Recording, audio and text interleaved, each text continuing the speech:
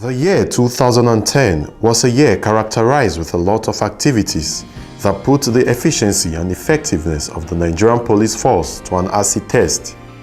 The year saw an increase in crime rate, particularly heinous crimes in the society.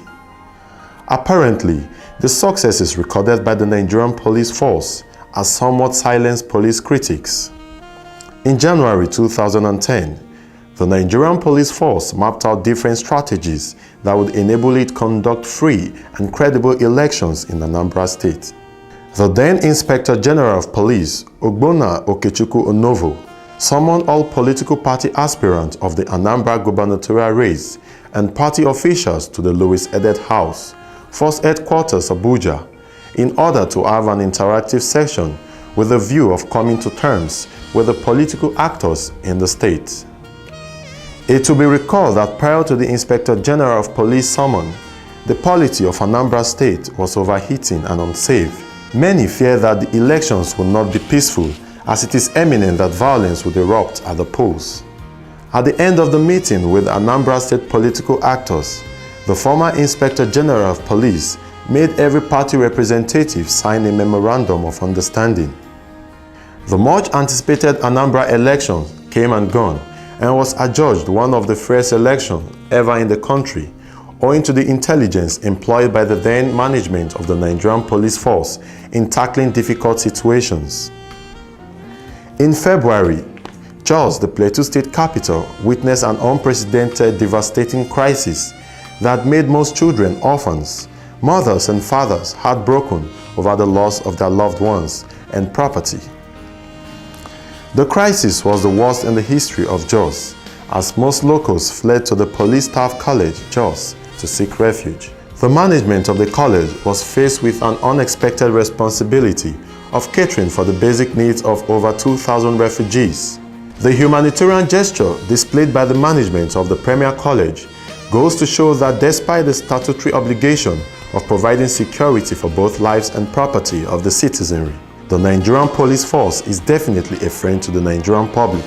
On the first and the second day, we had over 2,000 refugees here. They were sheltered here at the mosque and the church. They came on their own to take shelter there. And our job as police officers, being protection of lives and properties, there was no way we would ask them to go back. We had to shelter them.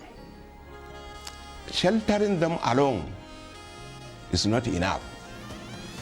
To shelter refugees who had no food, no water, no medical facilities, we need to also cater for their needs, at least basic needs. In this wise, luckily for us, we have the police clinic headed by a doctor and a woman deputy commissioner of police with her staff. So they did a very, very marvelous job because they attended to the dead and the injured.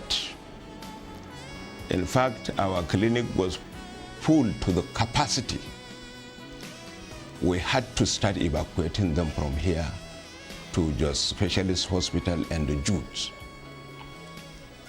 So with all these things, certainly we hadn't the opportunity of going on with our academic activities, at least for that period. The crisis continued to wreak havoc in the state until the management of the Nigerian police force went back to their drawing board to strategize means of tackling the crisis headlong. The efforts of the police paid off when the crisis was subdued, thus normalcy was restored in Jos, the Plateau State capital. The month of March witnessed a reduction in criminal activities in the country, particularly heinous crimes. Many believe that criminals in the society have also gone back to their drawing board to scheme out plans of perpetrating atrocious crimes in the society.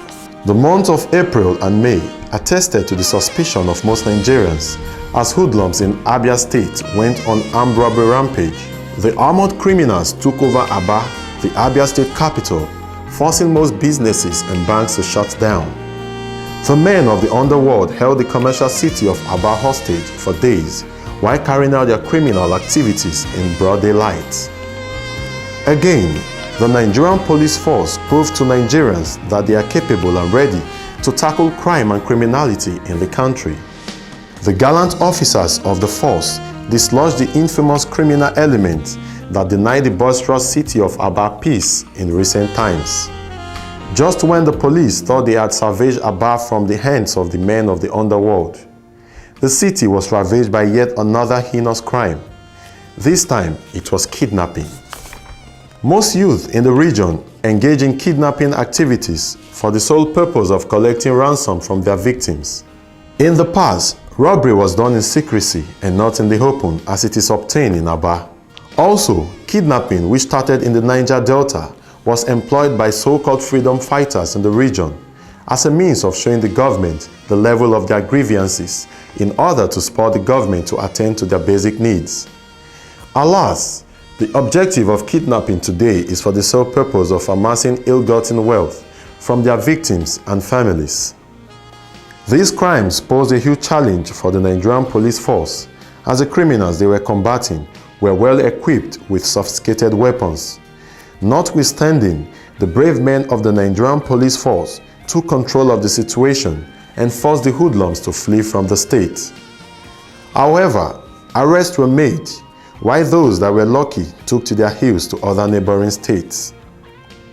In a bid to aid the operational capability of the Marine Unit of the Nigerian Police, June 2010 witnessed the acquisition and commissioning of 59 marine boats for the Nigerian Police Force. Crimes that were perpetrated on water or through the aid of water became a thing of the past. The months of July and August saw Abia State as the state with the highest rate of kidnapping. It was as if criminals went to fortify themselves after being initially subjugated by the officers and men of the Nigerian police force. The situation in the state deteriorated to a point that almost all commercial activities were on standstill and investors deserted the region.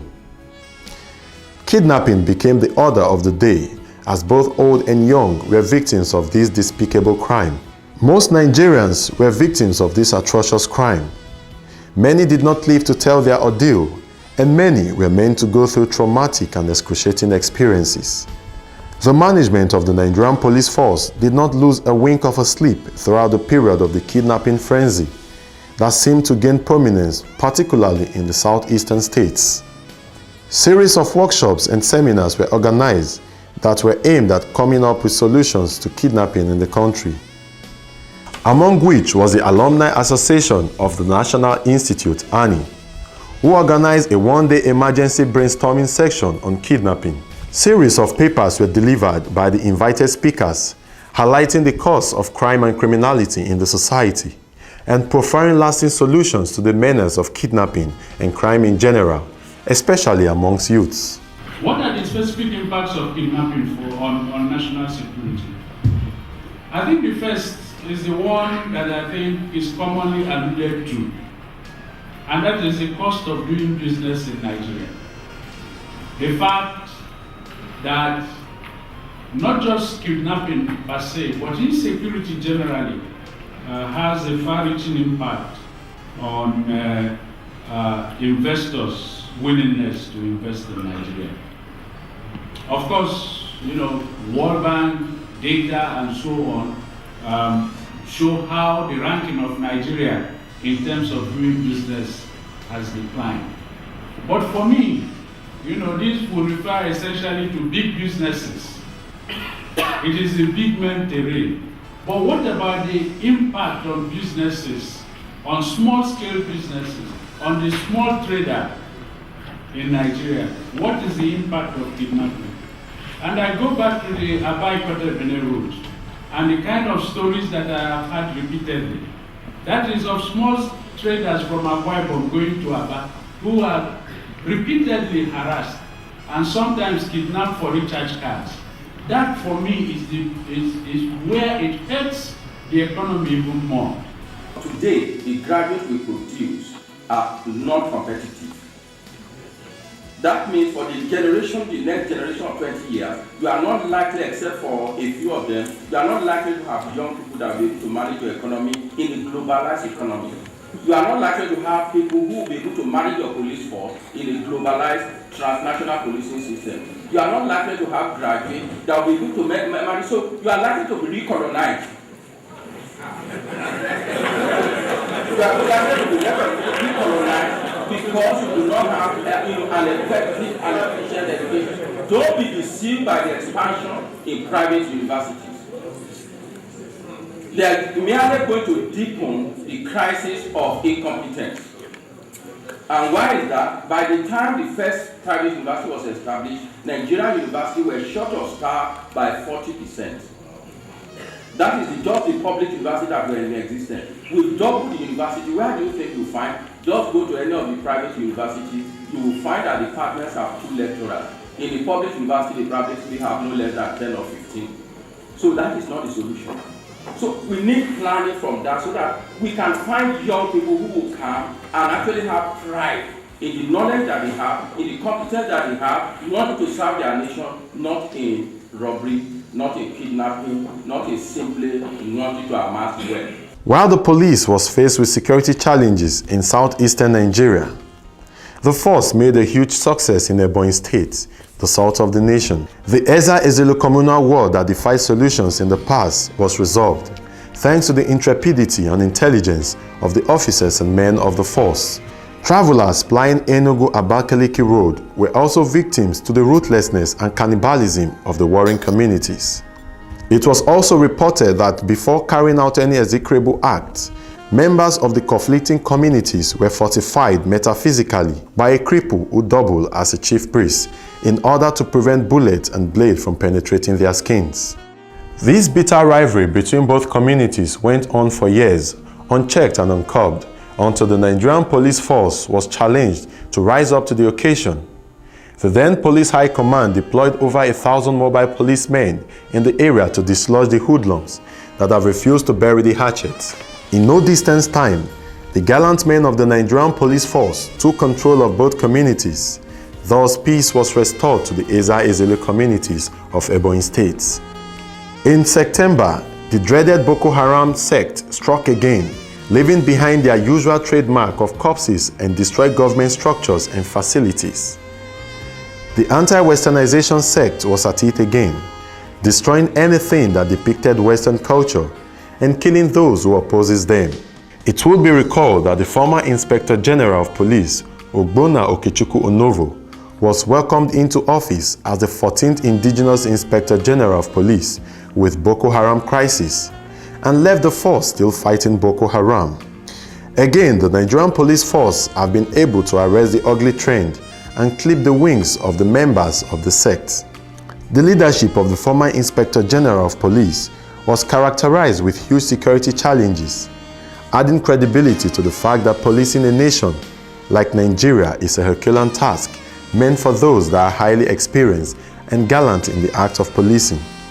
On Wednesday, 8 September 2010, the Louis Edet House Force Headquarters Abuja and the nation at large was thrown into a state of amazement as the President, Commander-in-Chief of the Armed Forces, Dr. Goodluck Ebele Jonathan, GCFR, announced the appointment of Hafiz Abubakar Ringim as the 15th Indigenous Inspector General of Police.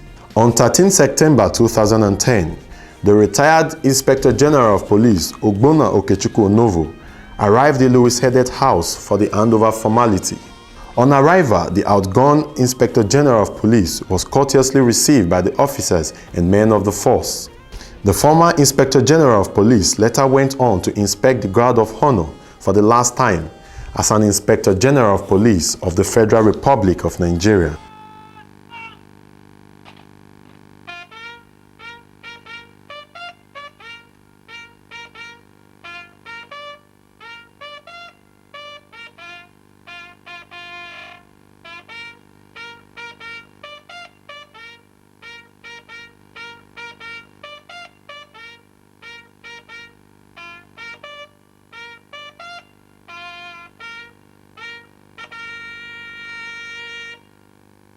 While addressing the listening officers and members of the press, the outgone Inspector General of Police thanked the Nigerian public for their cooperation during his tenure. He also showed profound appreciation to the government and officers and men of the Nigerian police force.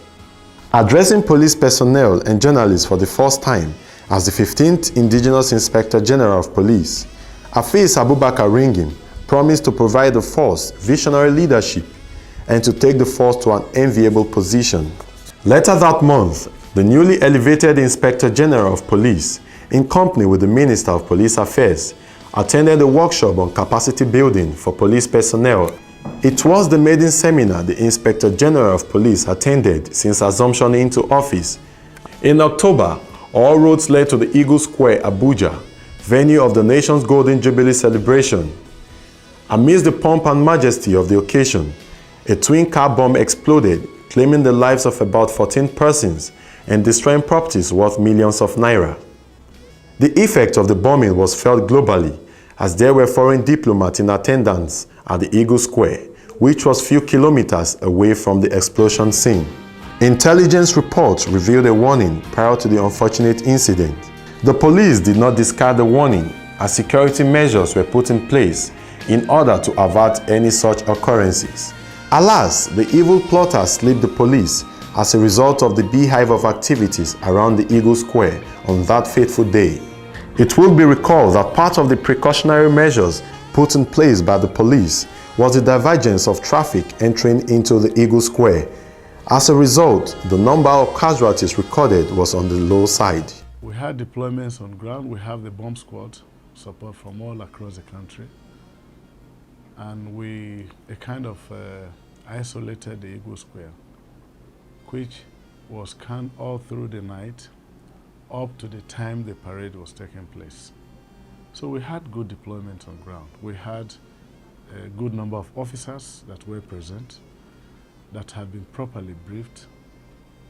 And we created diversions, indeed about 11 of them. If we didn't have those diversions in place, that traffic probably would have turned right, and the impact is better imagined. Also that month, the newly promoted Deputy Inspector Generals of Police were decorated by the Inspector General of Police, Hafiz Abubakar Ringim. Thus, the police management team was formed, with the Inspector General of Police as the head of the team. The inclusion of a female Deputy Inspector General of Police into the police management team was the first of its kind in the history of the force, and goes a long way to show that the Inspector General of Police, Hafiz Abubakar Ringim, is not a male chauvinist. The police management team comprises Ivy Okoronkwo, MNI, second in command to the Inspector General of Police; Azubuko Uda, MNI, Deputy Inspector General of Police, A Department; Audu Abubakar, MNI, Deputy Inspector General of Police, B Department; Saleh Abubakar, NPM, Deputy Inspector General of Police, C Department; Ganiu Daudu, MNI, Deputy Inspector General of Police, D Department; Sadona Abubakar, NPM, Deputy Inspector General of Police, E Department; and Muhammad Yasufu, MNI, Deputy Inspector General of Police, F Department. For most officers of the force, November was a month to remember, as it was characterized with a lot of activities. First was the commissioning of an Advanced Belt 412 EPIFR combat helicopter and 7 scenes of crime vehicles by the President, Commander-in-Chief of the Armed Forces, Dr. Goodluck Ebele Jonathan, GCFR.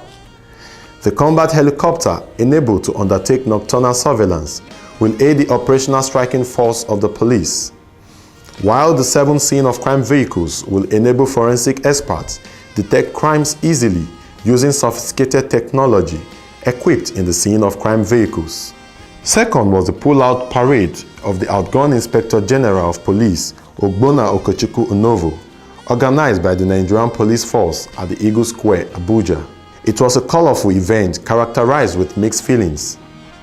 Retired Inspector General of Police, Ogbonna Okechukwu Unovo, was formally pulled out of the force along with Deputy Inspector General of Police, Uba Ringim, A Department, Israel Ajao, Deputy Inspector General of Police, B Department. Udom Ekbudom, Deputy Inspector General of Police, C Department. John Amadu, Deputy Inspector General of Police, D Department. Uzoma Declan, Deputy Inspector General of Police, E Department.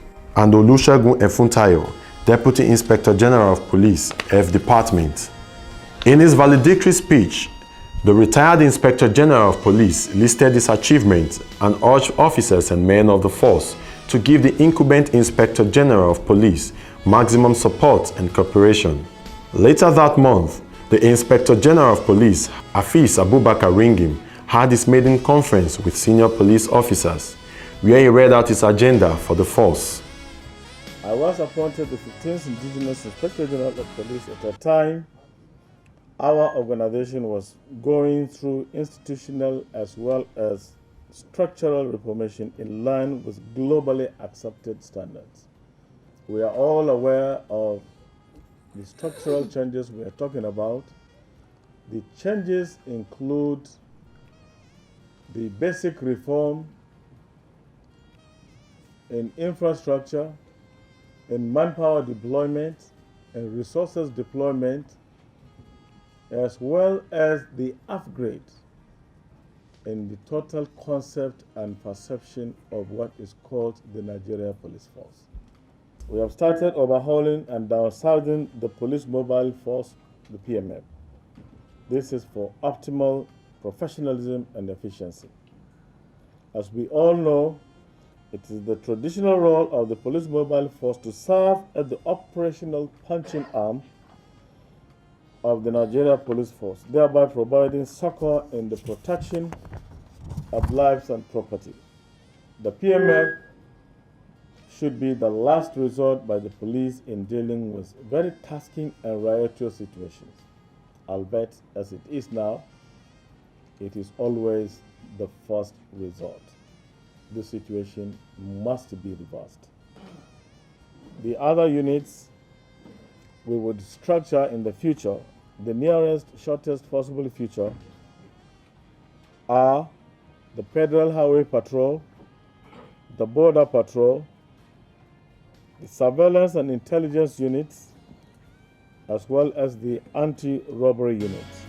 The Inspector General of Police, Hafiz Abubakar Ringim, also decorated the newly promoted Assistant Inspectors General of Police and tagged them highly elated officers who could not hide their joy, thanked the Inspector General of Police and his management team, and promised to give their best in the service of their fatherland.